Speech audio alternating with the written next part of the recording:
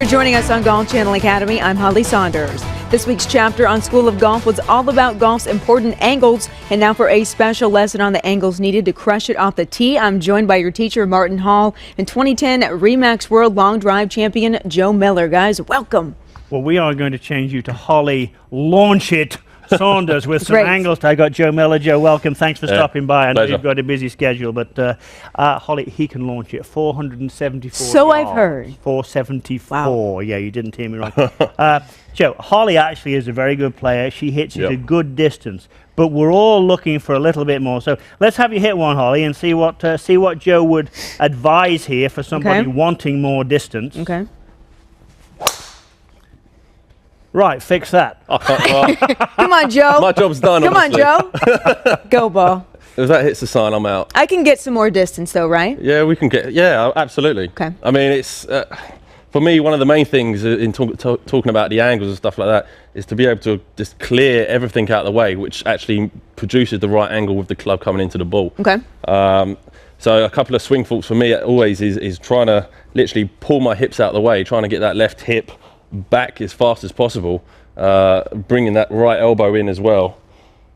Well, let's talk about that right elbow coming in. Yep. Holly, you take it to the top. I'm going to be sort of piggy in the middle here. Joe's teaching, I'm helping, he's piggy in the middle. So Joe's saying, let's get the hip out of the way. So the hip's going to be turning out of the way quickly, but the shoulder's not too soon, because Joe said he wants the elbow to get into the side. So it's almost like you're doing two things at one time. You're turning rapidly, turning the hip out of the way, but sticking the right elbow into the side. I mean, you want to feel. For me, you want to feel like that left hip is going to hit the back wall as fast. You're trying to get it facing that back wall as quickly as possible. Okay. So from here, I mean, the rest of the body doesn't move. It's what we call the kinetic chain. So coming from the ground up, I mean, the hips are going to clear as fast as possible, and then everything's going to come round.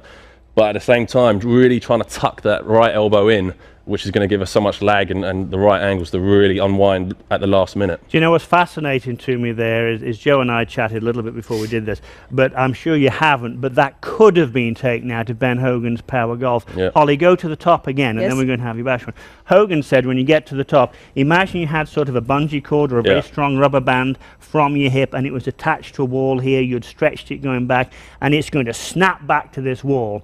And at the same time, what the great Ben Hogan talked about was having a right elbow that would be leading in the downswing, as if you were going to, I mean, for us to be throwing a cricket ball, or, you know, a ball half sidearm, half, look as if you're going to take a swing there for me. No, I mean, with that right elbow, I mean, what we're trying to do here is we're trying to, with the shaft plane and the angles and stuff like that, that shaft's always going to point at that ball, and it can't do that if this elbow is fed. Obviously, you can see what happens there. You get a lot of weaker position. So, I mean, it's literally trying to get that right elbow in. As you look from the back, that shaft will always point at that golf ball. That's obviously one of the main ones for crushing it. We don't want to be coming in here. We don't want to be coming steep. That's really going to spin the ball and kill the distance. So that just continued coming through, always pointing at the ball, even after the ball was gone, to really get that square impact and that middle hit. Let's see you hit one, Holly, then I'm going to ask Joe another question here. So let's get those hips going. And Joe, when you spin your hips like that quickly, what could happen? What's a tendency to leave it out right or left? Like my miss is left. If you okay, so your miss is left. So for me, my miss is left as well. It's basically because I'm not turning my hips quick enough. So my upper body gets so fast that they're flipping over. Whereas if I'm clearing, it's literally impossible for me to flip that club. Oh, okay. All right, well, clear your hips, young lady. Which you certainly did clear them there, and probably that's longer. You can see. Yeah, probably got a bit more on it. You know, Joe, I wanted to ask you there before Holly hit that one. We're going to have it one more. We've spent about half an hour together getting ready for this and a few other things, and a number of times, I mean, you don't know what's coming here, but a number of times you've grabbed the club upside down and held it in your right hand. I'm just wondering, are you someone who likes to take swings just with the right hand and go for a good swoosh there? Is that something you do? Not for me. It's actually not so much for the swoosh. It's literally getting that, knowing what that right delivery is going to do with that right arm. So so I'm not flaring the elbow. I'm really trying to bring it in here and tuck that right arm in and just getting that shaft coming in at the right angle. Obviously halfway down it's going to be parallel, and then through there it's literally pointing at an imaginary line on the golf ball, so that it stays straight all the way through. As I see you do that, I mean, I know your club head's going quick, but I don't see you sort of flapping with the right wrist. Holly, why don't you just hold the club upside down, hold it on the shaft just like Joe did, holding on the shaft, just your right hand. Just the right hand, right at the top. Make your backswing and stay there. So I'm going to sort of, again, be piggy in the middle. Joe, Dr. Long hitting Joe wants you to be clearing the hip, shift, shift, shift, shift, shift, shift, shift, shift, shift. But at the same time, that club's pointing at the ball. And that gives you sharp angles that are yet to expand. And as they expand, that's what puts the power in power. Yeah. It's basically the longer for the long drive guys always talk about lag, and it's basically the longer we can hold that angle there with the right wrist. I mean, I like to exaggerate, so I like to keep holding it as much as possible just to get the feeling of exaggerated there.